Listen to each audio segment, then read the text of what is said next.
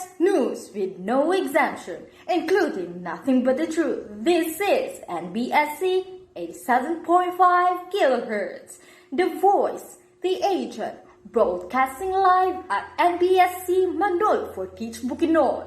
Good morning, Manolo Fortich. Good morning, NBSC. I am Erica May Jaranilla. You're tuning in NBSC 87.5 kilohertz.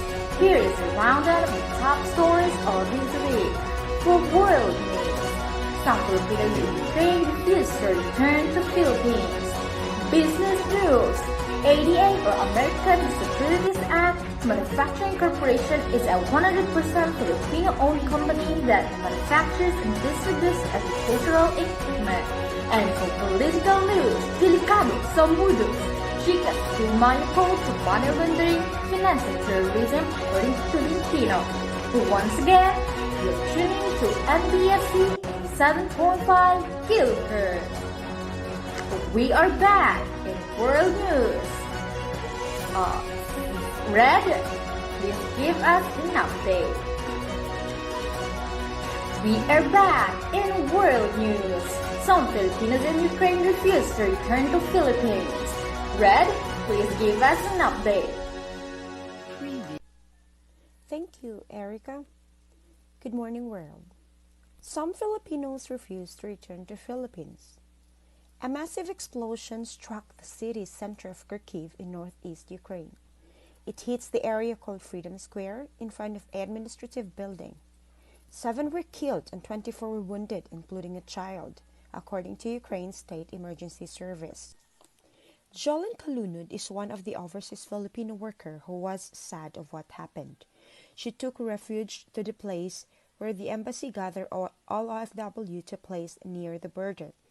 But then she decided to leave the place together with other Filipinos. They stayed in Kharkiv, deciding to stay until this war is over. According to them, it's better to stay than wait and go home. Expenses naman. And I have a lot of responsibility din sa Pilipinas. Uuwi ka nga ng Pinas. Anong magiging buhay mo sa Pinas? Kasi kung uuwi po kami ng Pilipinas, wala po talaga. At least kung mag-stay kami dito matapos ang hidwaan. These are the words of the Filipinos waiting and willing to wait in Ukraine. While on the other hand, according to our foreign affairs who are helping Filipinos there, sa Kiev, yun po yung talagang ayaw pang lumikas. Pero meron po tayong 15 na nasa Lviv ngayon, yun po yung patawid ng Poland. Tapos meron pong around 55 na malapit po sa border ng Hungary. Ito naman yung mga tao na lumikas pero hindi pa sila ready na tumawid. So gusto muna nila doon, tapos nandun po yung wait and see attitude. And the rest of them, kalat-kalat na po. The foreign affairs say that they would not force to those who wants to stay.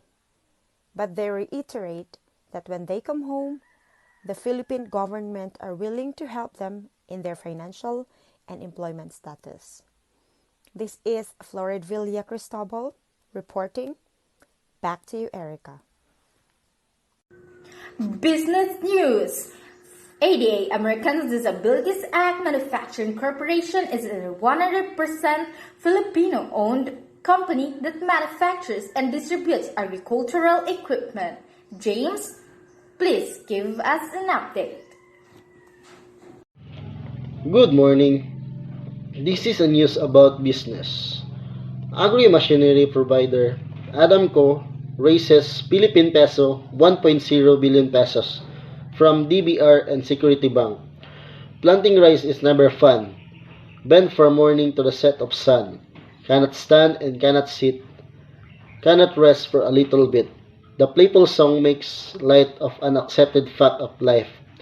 It's hard to be a farmer. So hard that the typical farmer today approaching his son. And so the country faces a looming fundamental problem. Who will feed us? Ada Manufacturing Corporation provides a beacon of hope. With their simple, powerful, the farmer as entrepreneur, Adamco drives forward this solution, a paradigm shift by presenting to the farmer, entrepreneur that he can make a profitable business from his agri-machinery acquisition by using this to provide services to his fellow farmers in land preparation, tilling, transplanting, and harvesting. And Adamco makes a acquisition happen weekly in 37 branches located nationwide in the country's top rice producing regions. James Francis B. Ducos reporting. Thank you. And for political news, delikado sa mudos, Gcash Pay Maya prone to money laundering, financing terrorism according to Tolentino. Authorities and financial institutions should closely monitor large transactions coming different e-wallet services since this may be used in money laundering and financing of terrorist activities in the country, Administration Senator Francis Tolentino said. Tolentino made the remarks following last Friday's continuation of Senate Committee on Public Order and Dangerous Drugs in connection with the mysterious disappearances of close to 3 dozen cockfighting aficionados involved in online sabong. Tolentino was alarmed following the pronouncement made by Maya legal counsel Eloisa C. that the e-wallet service provider only relied on the government IDs submitted by the subscribers as proof legal age amid reports that several minors are already hooked and addicted with e-sabong games using their payment platforms. The senator stressed that if e-wallet providers like PayMaya and Gcash can properly determine if such subscribers really are of legal age or not, their platforms is definitely prone not only to money laundering but also to terrorism financing affairs. So kung pwede malusutan ng minor, pwede rin malusutan ng mga money launderers sa terrorism financial activities, Tolentino said. According to C, PayMaya is only using their own KYC or Know Your Customer procedure in determining whether or not such a user is of legal age, adding that they can determine if the documents submitted by their users for verification are authentic. Meanwhile, Globe Telecom Senior Legal Counsel Gilbert Escoto insisted that it is impossible for minors to access Gca's e-sabong platform, citing the embedded security features placed in their mobile application that supposedly prevents those below 18 years old from paying or just accessing it. But Tolentino was not satisfied with Escoto's explanation, adding that the Senate panel might bring in the next hearing some cockfighting aficionados who are below legal age that were able to place bets in e-sabong using the Gcash platform. Senator Ronald Bato de la Rosa, panel chair secondary Tolentino's manifestation that there are really several minors hooked in virtual game foul betting using either Gcash or PayMaya platforms. This is Erica May Jaranilla reporting. For the recap for today's news, world news. Some Filipinos in Ukraine refuse to return to Philippines. Business news. ADA, Americans Disabilities Act Manufacturing Corporation, is a 100% Filipino-owned company that manufactures and distributes agricultural equipment. For political news, delikado sa mudos, Gcash PayMaya prone to money laundering, financing terrorism, according to Tolentino. And that's all of the updates for this week.